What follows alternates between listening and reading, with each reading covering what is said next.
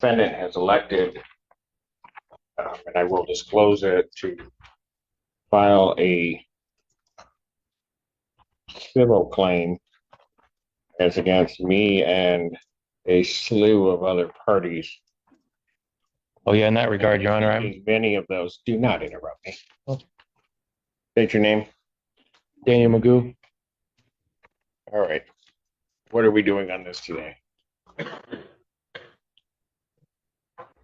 Your Honor, I have in regards to case number 25F4-523, I have a couple things I'd like to point out about a couple of the matters here today.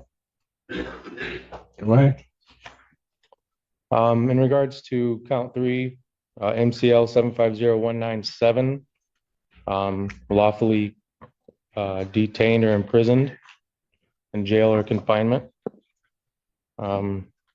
Judging by the definition of the statute itself, Your Honor,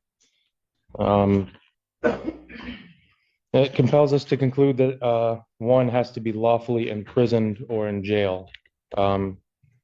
Jail being a facility operated by a local unit of government for detention of persons charged. At this location, defendant was located in a hospital and not a confinement by government agency or jail. So I'm requesting that charge is invalid on its face. That going to be addressed. That would be addressed at a preliminary examination, sir, as to the sufficiency of the charge. So if you're making a motion that I dismiss it at this point, that motion's denied. Okay. Further, in count 2 and count 1, actually, Your Honor, both of these were, I don't know the procedural process or when it should get raised, but both of them are Fourth Amendment violations. And furthermore, on count 2, MCL 257.904, that the license of the defendant was revoked or suspended, given the statute as well, Your Honor. That would require the prosecutor to prove that the license was revoked or suspended at the time of the arrest, and that defendant was notified, and that the defendant operated a vehicle on a highway or roadway. I challenged the prosecutor to prove all 3. Sir, yes, do you wish to have a preliminary examination in this? I'm making sure we're prepared for it, but yes. What'd you say? Making sure we're prepared for it, but yes, I am. What are the other options? I'm requesting that all the charges are dismissed. A motion for all dismissal on all these charges. They're not going to be dismissed. No. Okay. So if you want a preliminary examination and make your arguments, then it might be that they would be dismissed at that point, but they're not going to be dismissed on an oral motion before this. Okay, Ms. Lobby has let me know that all paper discovery has been sent to Mr. McGoo in jail. There are USB drives with video. A number of agencies were involved in the Michigan State Police case, so they responded to assist. I believe she has obtained all of those videos, and those will be sent interdepartmental to jail staff to serve on Mr. McGoo, and I expect those to be in the interdepartmental mail tomorrow. Got it. Okay, so we're not ready. He hasn't gotten the video. He has all video discovery, but he does not have all video discovery. I expect that'll happen. So I'm not sure. So, Mr. McGoo, are you going to have an objection to an adjournment so that you can see all of the discovery that they have prior to setting this for preliminary examination? Your Honor, I didn't know what hearing I was prepared for today. I was preparing to cross-examine the officers today, with or without the video evidence. So, given that that's not the case and the officers are not here, I would like a speedy trial. I would like to invoke my right to a All right. speedy So trial. you want your preliminary examination. Those are coming down to the jail to him. I expected you would have them early next week, so if the court follows its normal setting for preliminary examination, I would expect. I would set it for the 19th, and then have them in well. he'd have them well in advance, and I guess I'll do it that way. Prior to setting the preliminary examination as being a critical process, a couple of things that the court wants to do. Mr. McGoo, starting in case ending in 0979. Mr. McGoo, you are before the court on a felony complaint that alleges 4 different counts, or 5 different counts, excuse me, fleeing and eluding 4th degree, which is a felony punishable by up to 2 incarceration, $2,000 fine plus court costs. Count 2 is operating an unregistered vehicle, which is a misdemeanor, punishable by up to 90 days. Operating without security, which is a misdemeanor, punishable with not more than 1 year or less than a $200 nor more than $500 fine plus court costs. Count 4, operating while license suspended, denied, and or revoked. That is a misdemeanor, punishable by up to 93 days. $500 fine plus court costs, and your vehicle would be subject to mobilization. Count 5 is refusal to obey a lawful traffic order of a police officer. That's a misdemeanor, punishable by up to 90 days, $100 fine plus court costs. Those events are alleged to have occurred on July 3rd, 2025. I-94 near Parker Road in Scioto Township. That is on the one case. On the other case, which is a 3-count complaint, that 3-count complaint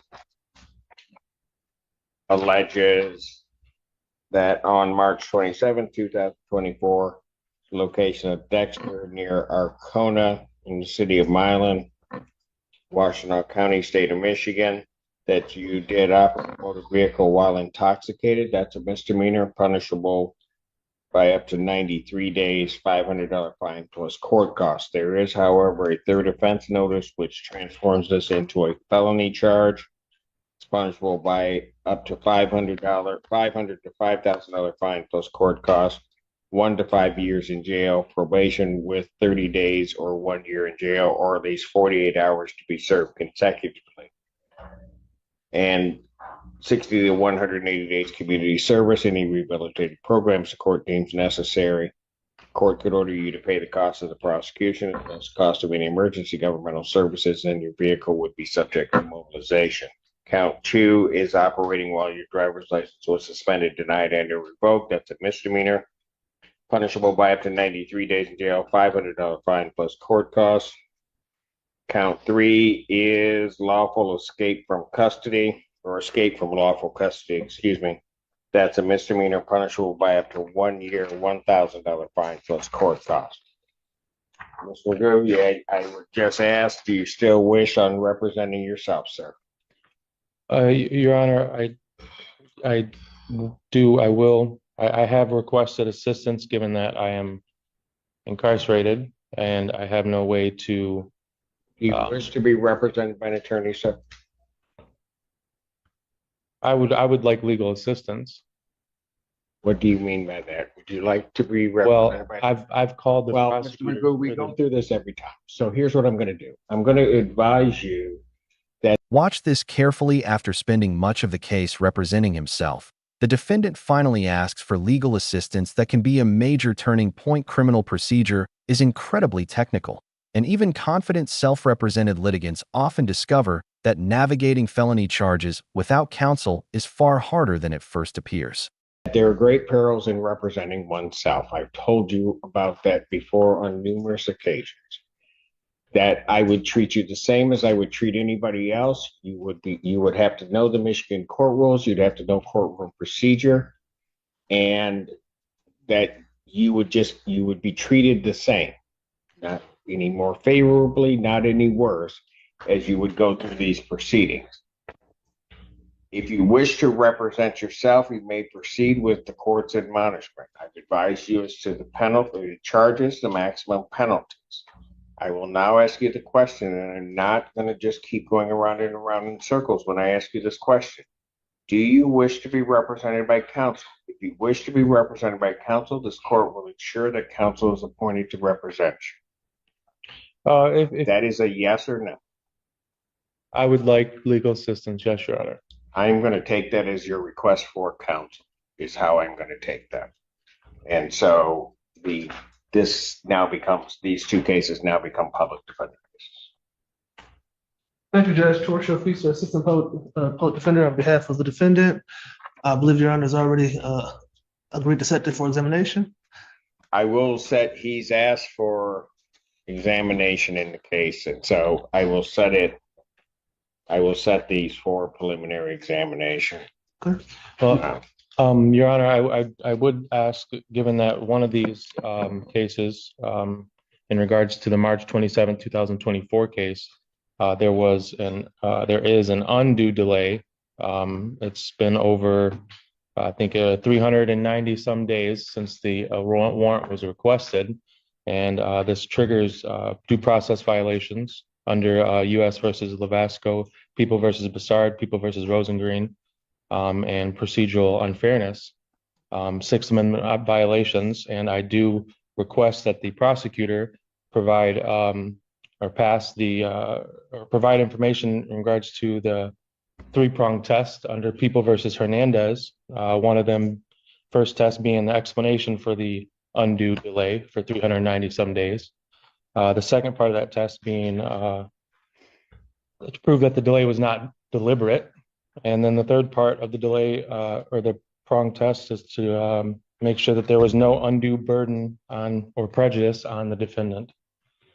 And in that regards, Your Honor, I also am requesting that I do have due process 14th Amendment rights as well as 8th Amendment rights.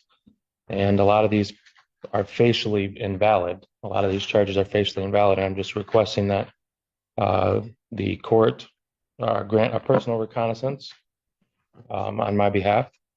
And for both of these charges, being that we're looking at really just misdemeanors, $500 misdemeanors. So I think he's requesting, Your Honor, amend his bond, and he's requesting a release, Your Honor, PR bond. A response from the people regarding his bond. People would ask the bond to continue, and he also at the bench warrant failed to appear before the judge's place. So Yes. that warrant would also, with respect to the other, I'll wait. There are pleadings filed by the public defender's office. Our office will respond to that. And I guess my one remaining point would be, with the court's appointment Eastern the public defender's office, I will make sure that the digital discovery that I referenced is certified on the public defender's office. Yes. Thank you, Judge. We will review that with our client once we receive it. So he's asked for a preliminary examination, and I realize where this may be. My understanding is that he is still being held, regardless of what the bond would, in this case, he's being held without bond in Judge Slay's case. That's my understanding. That his bond has been denied. So That's what I would Mr. Choda said. in any event, but also given the fact that one of the charges is the escape from lawful custody, that in and of itself, in this court's mind, makes the defendant a danger for a risk of flight. Also, the nature of the charges, the fleeing and eluding police officers, as well as the operating while intoxicated, now at least alleged his third time around. Also, this court's mind, the defendant, this court would consider a danger to the public. So the extent that he is asking that I modify his bond conditions in his bond in this case, I have, that motion is denied. Bond will continue as it is. Your Honor, I have a 14th Amendment due process to the presumption of innocence. And, I understand the presumption of innocence. and a lot of these are facially invalid, Your Honor. Excuse me? A lot of these charges, especially the lawful custody, escape from lawful custody, it's facially invalid. I was at a hospital, not a jail. If you were under the custody of the Washtenaw County Sheriff's I was Office, not. I understand. I was not. Or the custody of. I was dropped off at the hospital and they later tacked on And charges you know just what? like the fleeing and evidence eluding will charge. Not meet that out. And that if that's true, and the people can't sustain that element, then the charge will be dismissed. But I'm not dismissing it upon your representation today. The bond argument was always going to be an uphill battle. The judge isn't evaluating guilt here, Hayes, evaluating risk allegations involving fleeing police, prior failures to appear, and an escape-related charge all factor into that calculation. Whether those accusations are true comes later, but for bond purposes, they carry significant weight. Thank you very much, Judge. Preliminary examination in this matter will be set August 19th, 2025, 12 noon. That is before me on that date for both of these cases. I will apprise the parties also that one of the, I will call it one of the activities, and I think it is a maneuver to have the court do something that it normally would not do. The defendant has elected, and I will disclose it, to file a civil claim as against me and a slew of other parties. Oh yeah, in that regard, Your Honor, Many of those, do not interrupt me. Including many that I don't even know the connection. Court has, this judge, upon receiving this, two things. I read through the complaint to determine whether or not it would on its face create a conflict with court. I consider it, quite frankly, to be frivolous. The complaint itself, do not see that as a necessity for me to recuse myself from this gentleman's proceedings, because I think that's precisely what he wants to have happen, and that is attempting to manipulate the system. He will be dealt with by me as I deal with any other defendant, and so that is there. It has been turned over to the Office of General Counsel for Washtenaw County. They will deal with, for me, and as well as the others that I see that are listed there, they will deal with that. They have also filed, it appears, and again, this is all part of his, what I will call shenanigans to shape this. He has filed against people of individuals without specific reference in the Washtenaw County Prosecutor's Office. I don't, as I view what I read, would not consider that any jeopardy upon their objectivity in handling this case. So. I'm aware that such filings were being received by our office maybe yesterday. At this point, we continue to proceed with this case. And here's the most dramatic moment of the hearing. The judge openly addresses a civil complaint filed against him by the defendant and immediately rejects the idea that it automatically disqualifies him. Courts are generally cautious about allowing litigants to force a judge off a case simply by filing lawsuits against them. Until I did otherwise from the elected prosecutor. can I speak on that note, Your Honor? I will let you talk, but I'm not going to let you go on in some diatribe. I've got other things to do. I've stood on my rights and I've stood on my beliefs this whole entire time, especially in the previous case, Your Honor. That complaint is well pleaded. It does affect multiple parties of this jurisdiction. Washtenaw County is a named party, and I do believe that my impartiality and bias will be affected here, as it was in the past before this complaint. And I do request a change of venue on that note for both these matters. If you wish to raise change of venue, you may file that in writing, but to the extent you are raising no motion for change of venue, denied. Thank you very much, Judge. Bond will continue. Thank you. Somebody be able to continue. Appreciate